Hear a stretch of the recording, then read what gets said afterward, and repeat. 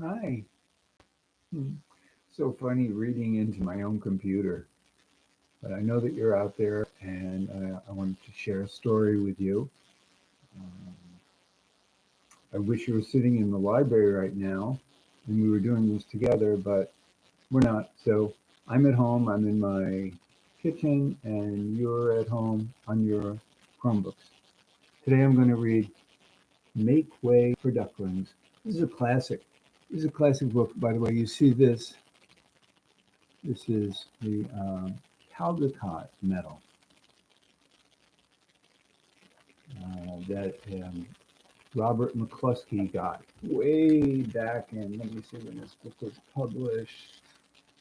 Oh my goodness, 1969, 1941 originally, and it was renewed by 1969. So this is an oldie, but a very sweet and goodie. Um, the Caldecott is for the pictures that you'll see, and that year this book got the award. So here's the title: Make Way for Ducklings. The author and the illustrator, when there's only one name, it's both author and illustrator. It's Robert McCluskey. And let's see if you like it. I've been reading it for years. I read it once a year at least, and I still love it. Notice the pictures are, here it goes from the egg to the duck. That's the just inside the cover. Sweet little duck. You ever go to feed the ducks? There's a little duck pond in East Hampton we go to all the time. I bring my grandchildren down there. Now this is interesting. It says Mr. and Mrs. Mallard. Mallards are a type of duck. Not all the ducks are the same. Mallards are a type. Mr. and Mrs. Mallard were looking for a place to live. But every time Mr. Mallard saw what looked like a nice place, Mrs. Mallard said it was no good. There was sure to be foxes in the woods or turtles in the water, and she was not going to raise a family while there might be foxes or turtles. So they flew on and on.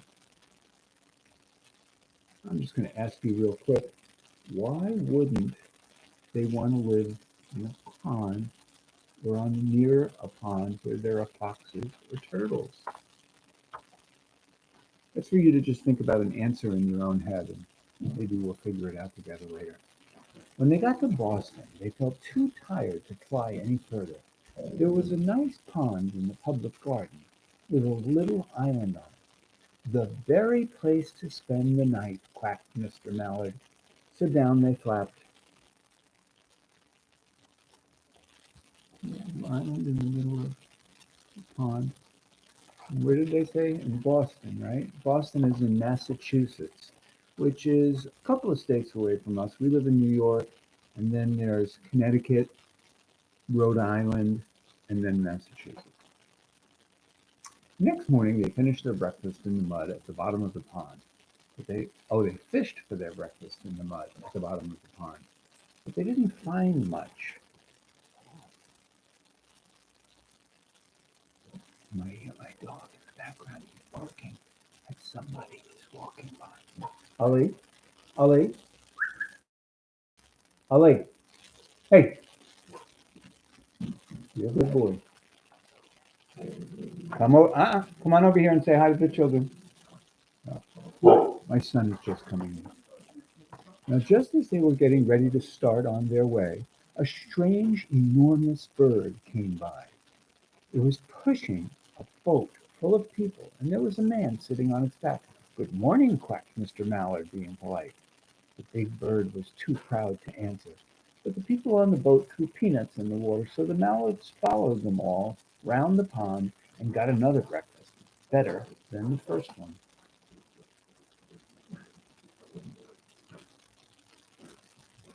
That was my son coming in the house, and Ollie was barking at him. Kids are eating, I don't know what they're eating, peanut? No, they wouldn't eat the peanut shells, but maybe the people on the boat were throwing little crumbs of bread. It's actually better to throw them seeds. Sometimes bread is not the best thing for birds, for ducks anyway. I like this place, said Mrs. Mallard, as they climbed out on the bank and waddled along. why don't we build a nest here and raise our ducklings right in this pond? There are no foxes and no turtles, and the people feed us peanuts. I guess they were eating peanuts. What could be better? Good, said Mr. Mallard, delighted that at last Mrs. Mallard had found the right place that suited her. But look out, squawked Mrs. Mallard all of a dither. You'll get run over.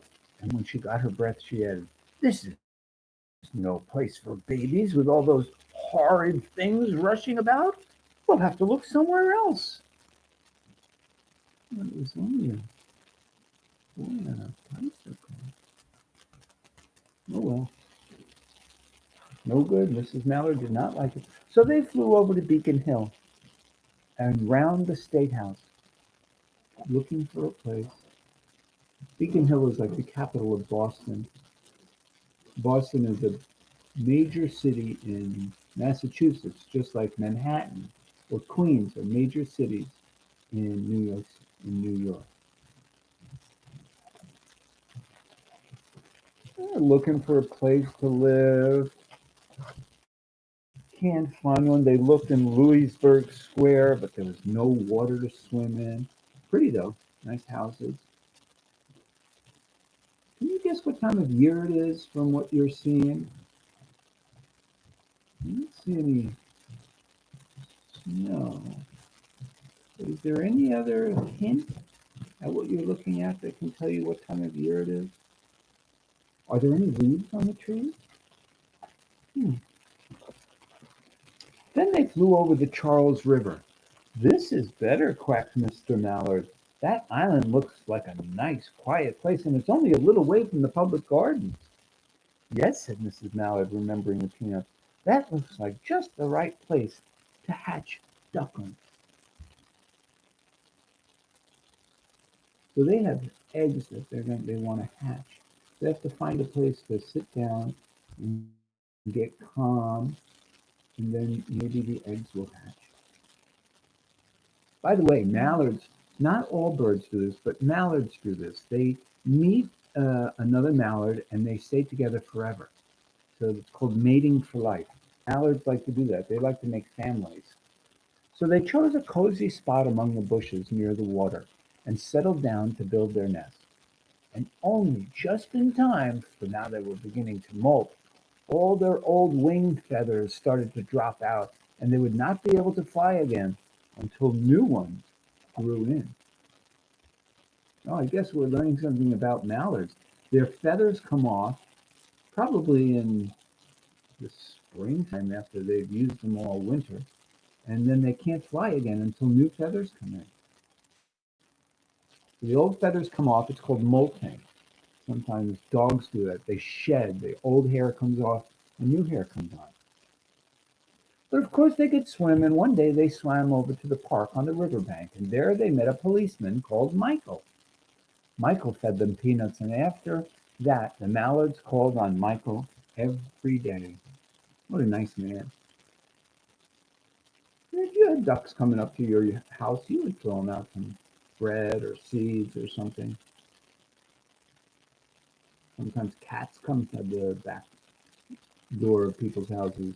Not mine, because Ali would be barking at them.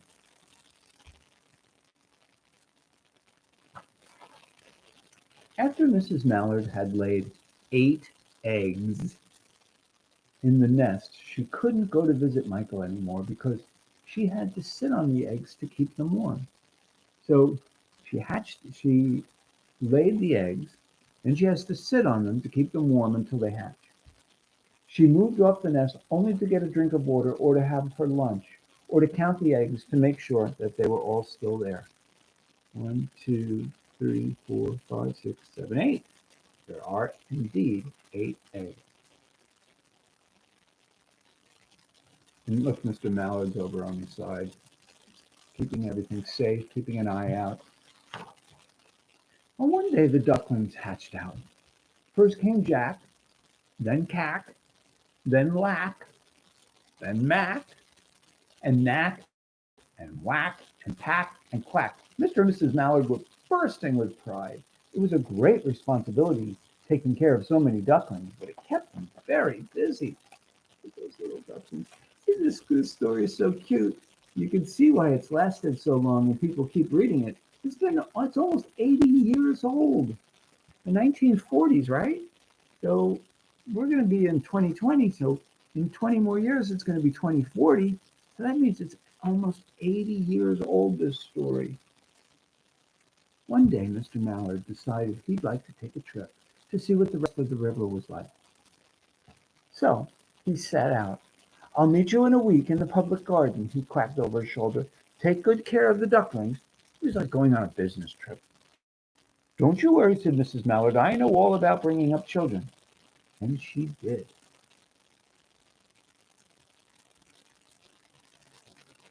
There goes Mr. Mallard. He's checking out the rest of the neighborhood.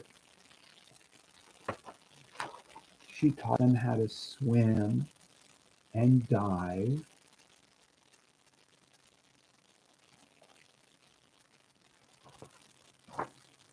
She taught them to walk in a line and to come when they were called and to keep a safe distance from the bikes and scooters and the other things with wheels. You have to watch out for that kind of stuff because that would go too fast. And sometimes bikes and wheels and cars, they don't always see little tiny birds or ducks walking on the ground. When at last she felt perfectly satisfied with them, she said one morning, come along, children, follow me. Before you can wink an eyelash, Jack, Cack, Whack, Mack, Knack, Whack, Pack, and Quack fell into line just as they had been taught. Mrs. Mallard led the way into the water, and they swam behind her to the opposite bank. Now, if you've ever gone to a pond, you'll see ducks swim just like that. It's funny how they stay in a line. And I don't know who gets to go first or who gets to go second, but sure enough, Mrs. Mallard, Mama Duck goes first. There, they waded ashore and waddled until they came to a highway. Oh boy, things with wheels. Uh-oh. They got out of the pond and now they're in the city. Oh dear. Oh boy. Oh dear. By the way, look at those cars. You see, they don't look like the cars that we have today. That's how you can tell one of the things that this is an old story. You know, you could tell a lot from pictures. And look, by the way, what time of year is it now? The trees are filled with leaves. So it's probably summertime. Mrs. Mallard stepped out to cross the road. Honk, honk, went the horns from the speeding cars. Quack, went Mrs. Mallard as she tumbled back again. Quack, quack, quack, quack, went Jack, Knack, Whack, Mack, Knack, Whack, Pack, and Quack, just as loud as their quackers could quack. The cars kept speeding by and honking, and Mrs. Mallard and the ducklings kept right on quack, quack, quacking. Look, those cars, you see, look how little they are. You can't really see when they're driving. So, this is also for you when you're riding your bikes in the road or just walking down the street. Sometimes cars are so much higher and trucks, they can't always see you. So you have to be very careful on the side of the road. When you're in the street, be very careful. They made such a noise that Michael came running, waving his arms and blowing his whistle. Hey!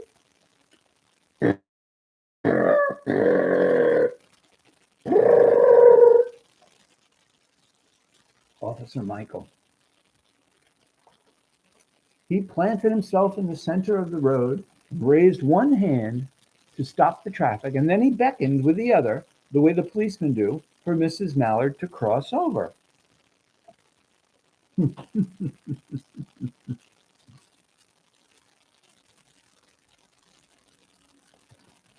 of cute. Look at the people in the background looking at it like, oh, ducks are crossing the road.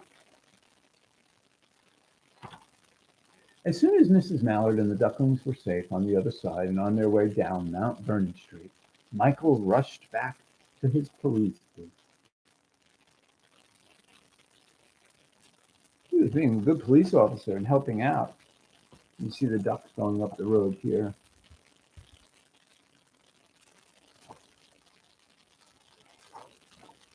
He called Clancy at headquarters and said, "There's a family of ducks walking down the street." Clancy said, "Family of what?" "Ducks," yelled Michael. "Send a police car, quick."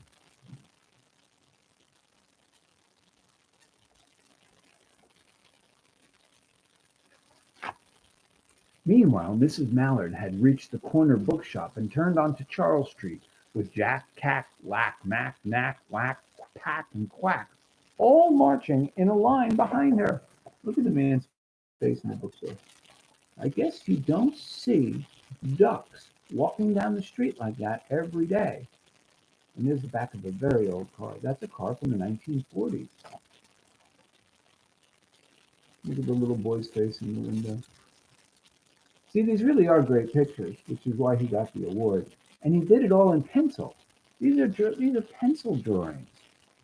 Isn't that something? You know, you don't always have to use crayons. Everyone stared. An old lady from Beacon Hill said, "Isn't it amazing?" The man who swept the streets said, "Well, now, ain't that nice?" And when Mrs. Mallard heard them, she was so proud she tipped her nose in the air and walked along with an extra waddle in her. Extra swing in her waddle. If you can see the ducks underneath the car. And there's Mrs. Mallard. She's feeling quite proud, like your mom and dads do when you behave yourselves and you walk behind them and you stay close and people see, "Oh, what a nice family." It makes mommies and daddies feel very proud. Or your teachers. Like remember when we used to walk in the hallways at school and your teachers would feel so proud of you and tell you, "I am so proud of you for walking so quietly and in line." You know what? It makes other people happy and it calms everybody down when there's not such pandemonium going on. Now, when they came to the corner of Beacon Street, there was a police car with four policemen that Clancy had sent from headquarters. The policemen held back the traffic so that Mrs. Mallard and the Ducklings could march across the street. Officer Michael really has done his work. He calls Officer Clancy, and Officer Clancy got a couple of other officers, and they stopped traffic. And now they're crossing the street again. They're going out for quite a walking. One, two, three, four, five, six, seven, eight. Good thing there's still 8 ducks there. They're ducklings. When they're small, they're ducklings. Mama is a mallard or a duck.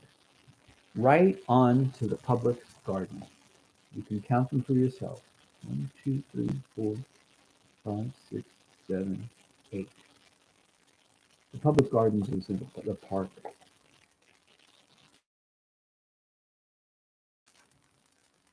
The policeman waving goodbye.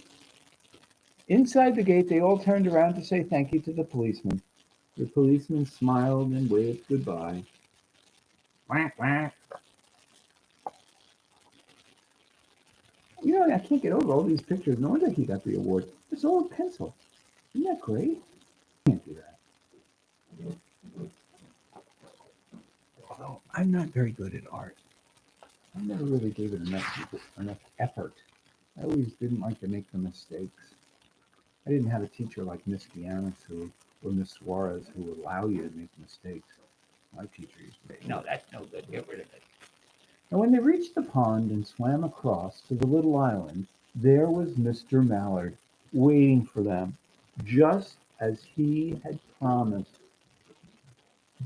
Look, he's on the island. So he went up the stream. He went up the Charles River and found the island. They walked through the city and found the island. The ducklings liked the new island so much that they decided, somebody wanted to say hello, Ali.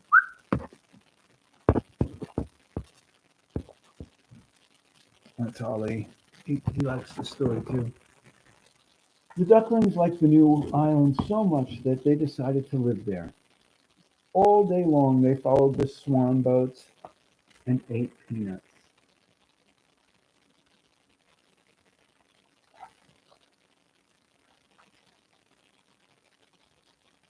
And when night falls, they swim to their little island and they go to sleep.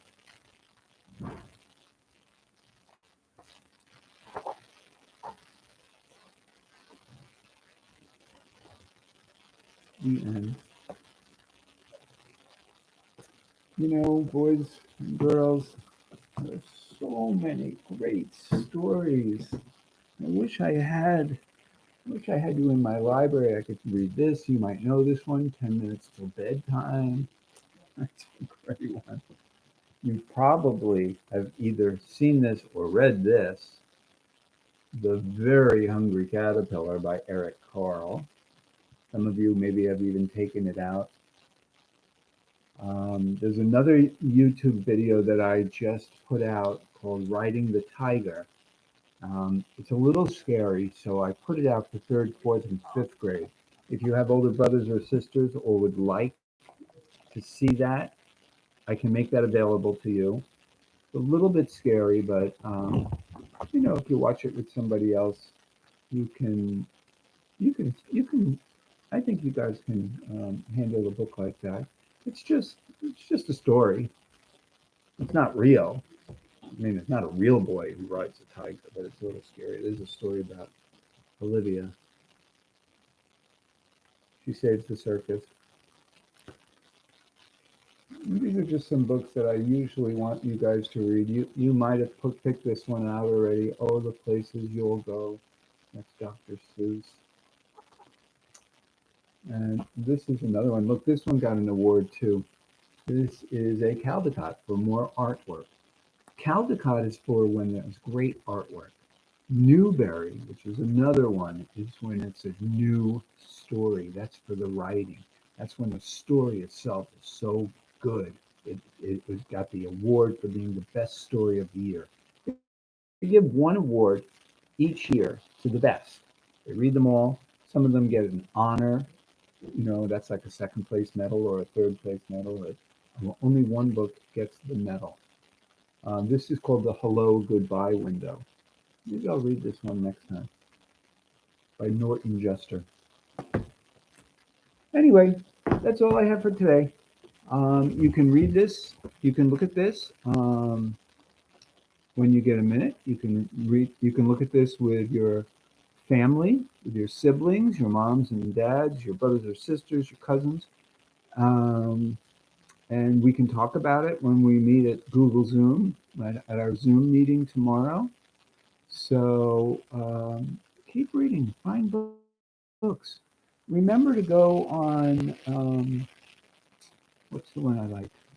Storyline Online. You have books, so many books. There's so many books. They're not all read by me, but they're read by other people, and you might recognize some of the people from StorylineOnline.net. Anyway, I will put that in Google Classroom too. So keep your reading up, and I will hope to see you soon. Okay, bye guys.